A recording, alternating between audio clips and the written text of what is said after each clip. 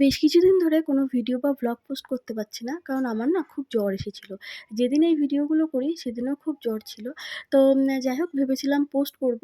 তো সকাল, সকাল এই রান্নাগুলো করেছিলাম। ভেবেছিলাম সবগুলো আমিই করব।